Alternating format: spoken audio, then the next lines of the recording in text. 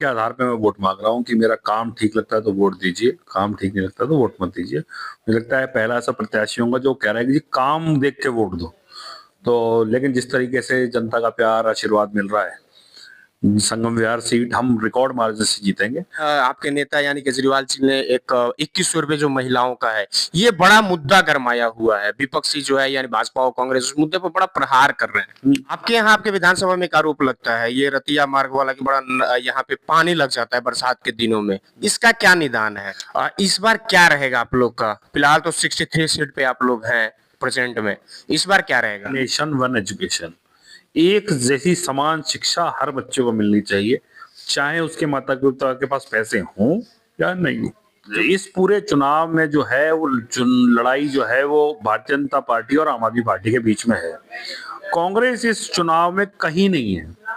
उनके पास ना नेता है, ना नीयत है, ना मुद्दे हैं, ना कि कांग्रेस को वोट देने से अच्छा है आप कूड़े में अपना वोट डाल दो, क्योंकि पूरा की पूरा चुनाव जो है वो भारतीय जनता पार्टी और आम आदमी पार्टी के बीच में सिमट के रह गया है। कांग्रेस कहीं नहीं है, पूरी दिल्ली में कहीं नहीं है। लोकसभा चुनाव आप लोग साथ में लड़े, 4-3 का फॉर्मूला रहा, इस बार अलग अलग हो गए। लालू जी बोलते थे कि वोट कटुआ पार्टी है, तो कांग्रेस अब दिल्ली में जो है वोट कटुआ पार्टी बन गई है। तरीके का प्यार, आशीर्वाद आशीर्वाद और समर्थन मिल रहा है। संगम विहार एक रिकॉर्ड मार्जिन से आम आदमी पार्टी सीट ये जीतेगी। पिछली बार लगभग 44,000 वोट से हम ये सीट जीते थे। इस बार मेरा मानना है कि ये उस रिकॉर्ड को भी पार करते हुए लगभग 50 से 55,000 वोट से ये सीट आम आदमी पार्टी। पूर्ण बहुमत के साथ अगर आपकी सरकार बनती है तो मुख्यमंत्री कौन होगा? क्या चौथी बार अगर आप विधायक बनते हैं तो इस बार मंत्री पद मिलेगा दिनेश मोहनिया जी को? देखिए कि एक तो काम के आधार पे वोट कीजिए, काम के आधार पे वोट कीजिए, काम के आधार पे वोट कीजिए। अगर काम ठीक लगता है, किसी व्यक्ति को लगता है कि बीजेपी ने ठीक काम किया है, क्योंकि हमसे पहले 10 साल बीजेपी यहाँ रही। अगर किसी को लगता है कि 10 साल बीजेपी ने ठीक काम किया तो बीजेपी को वोट देना चाहिए। अगर किसी को लगता है कि आम आदमी पार्टी को वोट ने ठीक काम किया तो आम आदमी पार्टी को वोट देना चाहिए। पूरा चुनाव जो है इन दो पार्टियों के बीच में है। तीसरी किसी पार्टी, किसी कैंडिडेट, किसी दल को वोट देने का मतलब है अपना वोट खराब करना। अपना वोट खराब ना करें और मजबूत लोकतंत्र के लिए जिताने वाले और हराने वाले को वोट करें। तीसरे व्यक्ति को वोट देकर अपना वोट खराब ना करें।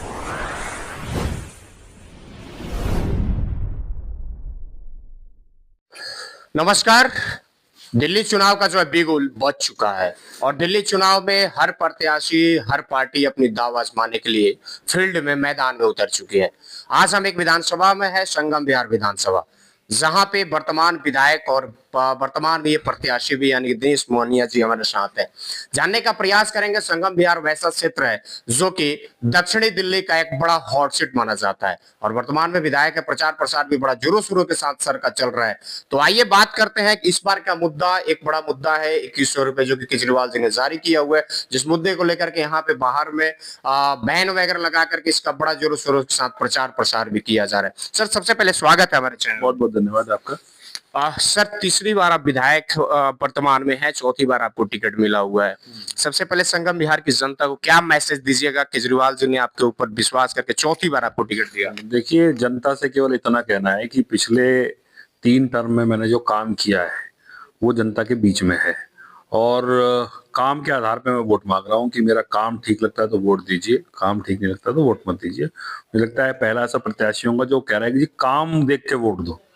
तो लेकिन जिस तरीके से जनता का प्यार, आशीर्वाद मिल रहा है, संगम विहार सीट हम रिकॉर्ड मार्जिन से जीतेंगे और काम की राजनीति जो अभी तक अरविंद केजरीवाल जी ने की है वो और आगे जाएगी। आप लोगों ने आपके नेता यानी केजरीवाल जी ने एक 2100 रुपए जो महिलाओं का है, ये बड़ा मुद्दा गरमाया हुआ है। विपक्षी जो है यानी भाजपा और कांग्रेस उस मुद्दे पर बड़ा प्रहार कर रहे हैं। देखिए, उनका काम है कामों को रोकना। उनके पास कोई पॉजिटिव एजेंडा नहीं है, कोई मुद्दे नहीं है, कोई नेता नहीं है, कुछ कहने के लिए नहीं है। तो वो क्या करते हैं, जो स्कीम, जो योजना केजरीवाल जी लाते हैं उसका वो विरोध करते हैं और विरोध करने के बाद जब जनता के बीच में जाने की बात होती है तो वो गायब हो जाते हैं।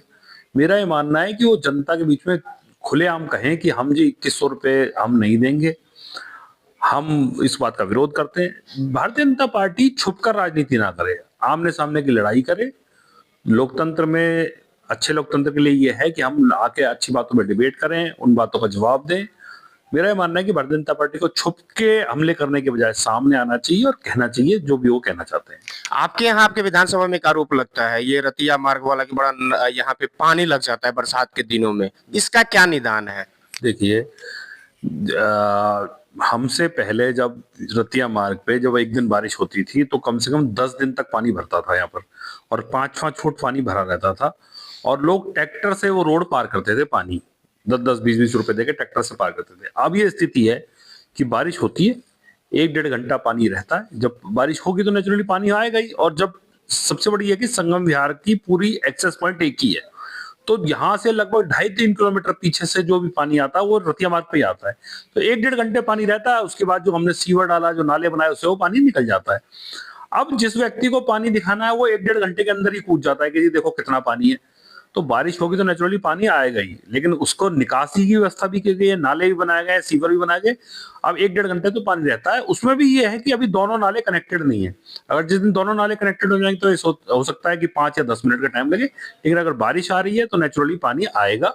फिर उसको निकास की समाधान करने की आवश्यकता है, जो कि किया गया है। इस बार क्या रहेगा आप लोग का? फिलहाल तो 63 सीट पे आप लोग हैं प्रेजेंट में, इस बार क्या रहेगा? मुझे लगता है कि जिस तरीके से अरविंद केजरीवाल सरकार ने काम किए हैं पिछले 2 टर्म में, और लोगों का भरोसा जीता है कि भाई जो ये लोग कहते हैं वो करते हैं। अरविंद केजरीवाल जी ने कहा फ्री बिजली देंगे तो फ्री बिजली दी, जब कहा महिलाओं की बस यात्रा फ्री करेंगे तो बस यात्रा फ्री करी, हमने कहा कि सीसीटीवी लगाएंगे तो भारी संख्या में सीसीटीवी लगाए गए, स्कूल ठीक किए गए, अस्पताल ठीक किए गए। हमने बहुत काम किया है और हमें अपने काम पे भरोसा, और जिस तरीके से अभी काम की राजनीति चल रही है और लोगों ने माना है कि अगर काम ठीक हुआ है तो फिर अरविंद केजरीवाल को लाने की आवश्यकता है, तो मुझे लगता है कि हम पिछले रिकॉर्ड भी तोड़ने जा रहे हैं, और जो हमारा रिकॉर्ड है 67 सीट का, मुझे लगता है इस बार इतना माहौल है कि वो रिकॉर्ड तोड़ते हुए हम 70 की 70 सीटें आम आदमी पार्टी जीतेगी। यानी 100 का 100। बिल्कुल, देखिए आम आदमी पार्टी हमेशा विरोधियों को चौंकाती रही है। पहले जब हम 13 में चुनाव लड़े तभी भी चौंकाया, जब 15 में लड़े तभी भी चौंकाया, जब 20 में लड़े तभी भी चौंकाया। तो एक बार और आम आदमी पार्टी चौंकाने जा रही है, 70 की 70 सीटें आम आदमी पार्टी जीतेगी। एक आप लोग का जो कि यानी कि अमेरिका तक उसका प्रचार है, स्कूल का बड़ा जोरों शोरों से प्रचार है, मतलब देश में अलग अलग दूसरे स्टेट के यहाँ पे राज्यपाल तक आते हैं देखने के लिए, मंत्री तक आते हैं देख करके जाते हैं उस स्कूल का, और कहते हैं कि ये हमारे भी स्टेट में होना चाहिए। बिल्कुल होना चाहिए। हम बात करते हैं वन नेशन वन एजुकेशन, एक जैसी समान शिक्षा हर बच्चे को मिलनी चाहिए, चाहे उसके माता पिता के पास पैसे हों या नहीं हो, क्योंकि शिक्षा एक ऐसी चीज है जो जीवन में अगर आपको एक बार मिल गई तो आपकी पीढ़ियां सुधर जाएंगी, क्योंकि आप अपने बच्चों को और बेहतर शिक्षा देंगे, बेहतर अवसर मिलेंगे उनको पैसा कमाने के। तो हमारा ये मानना है कि शिक्षा के ऊपर बहुत फोकस करने की जरूरत है, जो कि हमने पिछले दिनों भी किया है, और पहली बार ऐसा हो रहा है कि लोग बाग प्राइवेट स्कूल छोड़ के सरकारी स्कूलों में एडमिशन ले रहे हैं। तो हमारा ये मानना है कि जो Bharatiya Janata party one nation one election कह रही है, हम कह रहे हैं वन नेशन वन एजुकेशन, हर बच्चे को शिक्षा बराबर मिलनी चाहिए। लड़ाई किससे है, भाजपा से, कांग्रेस से? देखिए, इस पूरे चुनाव में जो है वो लड़ाई जो है वो भारतीय जनता पार्टी और आम आदमी पार्टी के बीच में है। कांग्रेस इस चुनाव में कहीं नहीं है, उनके पास ना नेता है, ना नीयत है, ना मुद्दे हैं, ना मतलब कांग्रेस चुनाव क्यों लड़ रही है मेरे को तो ये समझ में नहीं आ रहा। कांग्रेस को दिया गया एक एक वोट कूड़े में डालने के बराबर है इस टाइम। हमारी विधानसभा में पिछली बार कांग्रेस को 2200 वोट मिले थे, और हमारे यहाँ चुनाव जीतने के लिए, फाइट मारने के लिए कम से कम 50 से 60 हजार वोट चाहिए। तो कांग्रेस के पास क्या ऐसा कोई फॉर्मूला है कि वो 50 से 60 हजार वोट पा सके? उनके खुद के कैंडिडेट मानते हैं कि नहीं, इतना ऐसा तो कोई फॉर्मूला नहीं है। तो अगर ऐसा फॉर्मूला नहीं है तो फिर लोग आपको वोट देके अपना वोट क्यों खराब करें? मैं इसलिए कहता हूं कि कांग्रेस को वोट देने से अच्छा है आप कूड़े में अपना वोट डाल दो, क्योंकि पूरा की पूरा चुनाव जो है वो भारतीय जनता पार्टी और आम आदमी पार्टी के बीच में सिमट के रह गया है। कांग्रेस कहीं नहीं है, पूरी दिल्ली में कहीं नहीं है। लोकसभा चुनाव आप लोग साथ में लड़े, 4-3 का फॉर्मूला रहा, इस बार अलग अलग हो गए। देखिए, ये सब समय समय का खेल है।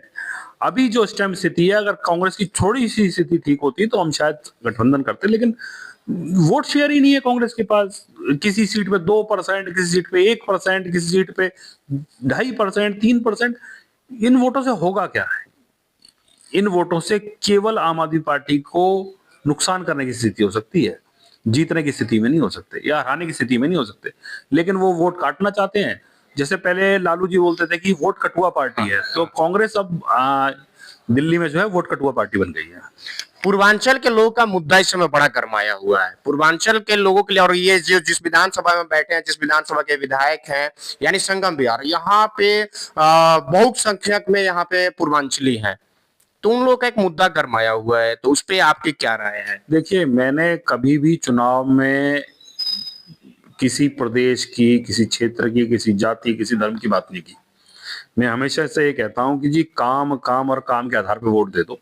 इसलिए मैं ये नहीं कि पूर्वांचली है कि पश्चिमांचली है कि अगड़ा है कि पिछड़ा है कि हिंदू है कि मुसलमान है, इसकी बात ही नहीं कर रहा। मैं केवल ये कह रहा हूं कि आपने विधायक चुना, मैंने 10 साल आपकी सेवा करी, मेरे काम से संतुष्ट हो तो दोबारा चुनो, अगर काम से संतुष्ट नहीं हो तो फिर आप कुछ और सोचिए। लेकिन काम के आधार पे वोट दीजिए, काम के आधार पे चुनाव कीजिए अपने विधायक का, ना कि किसी क्षेत्र के ऊपर, ना किसी धर्म के ऊपर, ना किसी जाति के ऊपर।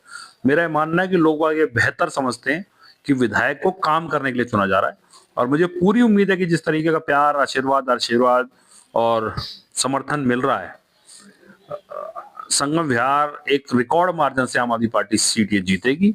पिछली बार लगभग 44,000 वोट से हम ये सीट जीते थे। इस बार मेरा मानना है कि ये उस रिकॉर्ड को भी पार करते हुए लगभग 50 से 55,000 वोट से ये सीट आम आदमी पार्टी जीतने जा रही है। पूर्ण बहुमत के साथ अगर आपकी सरकार बनती है तो मुख्यमंत्री कौन होगा?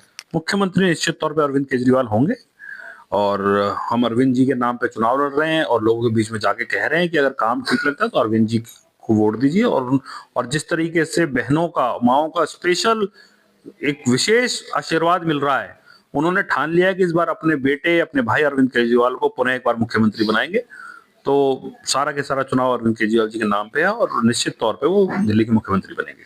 क्या चौथी बार अगर आप विधायक बनते हैं तो इस बार मंत्री पद मिलेगा दिनेश मोहनिया जी को? देखिए, ये पार्टी का निर्णय होगा, और जो पार्टी का निर्णय हो वो शर्मा थे, जो पार्टी डिसीजन लेगी उसके साथ है। पार्टी के लिए काम कर रहे हैं, पार्टी जो जिम्मेवारी लगाएगी उस जिम्मेवारी को स्वीकार करेगी। अंत में क्या अपील रहेगा संगम बिहार की विधानसभा वासियों को? लोगों से बस 2 ही अपील है, हमेशा मैं बोल रहा हूँ कि एक तो काम के आधार पे वोट कीजिए, काम के आधार पे वोट कीजिए, काम के आधार पे वोट कीजिए। अगर काम ठीक लगता है, किसी व्यक्ति को लगता है कि बीजेपी ने ठीक काम किया है, क्योंकि हमसे पहले 10 साल बीजेपी यहाँ रही, अगर किसी को लगता है कि 10 साल बीजेपी ने ठीक काम किया तो बीजेपी को वोट देना चाहिए। अगर किसी को लगता है कि आम आदमी पार्टी को वोट देने ठीक काम किया तो आम आदमी पार्टी को वोट देना चाहिए। पूरा चुनाव जो है इन 2 पार्टियों के बीच में है। तीसरी किसी पार्टी, किसी कैंडिडेट, किसी दल को वोट देने का मतलब है अपना वोट खराब करना। अपना वोट खराब ना करें, और मजबूत लोकतंत्र के लिए जिताने वाले और हराने वाले को वोट करें। तीसरे व्यक्ति को वोट देकर अपना वोट खराब ना करें। तो ये थे हमारे साथ दिनेश मोहनिया जी, जो वर्तमान में विधायक है और वर्तमान में यहाँ से प्रत्याशी हुए, जिनका स्पष्ट रूप से कहना है, ये प्रत्याशी बहुत कम कह पाते हैं कि काम के आधार पे वोट दीजिए, और इनका स्पष्ट रूप से कहना है कि अगर लगता है कि बीते 10 सालों में मैंने काम किया हुआ है तो आप मुझे बहुमत के साथ इस बार लाइए, अगर लगता है कि नहीं किया हुआ है तो आप बदलाव भी कर सकते हैं। खुलेआम तौर पर इनका कहना है, और ऐसा कह पाना मुझे लगता है कि आज की राजनीति में हर किसी के पास संभव ये शब्द नहीं है। तो ये थे हमारे साथ दिनेश मोहनिया जी। चलिए कॉमेंट करके बताइए आपके क्या सोचते हैं। जय हिंद।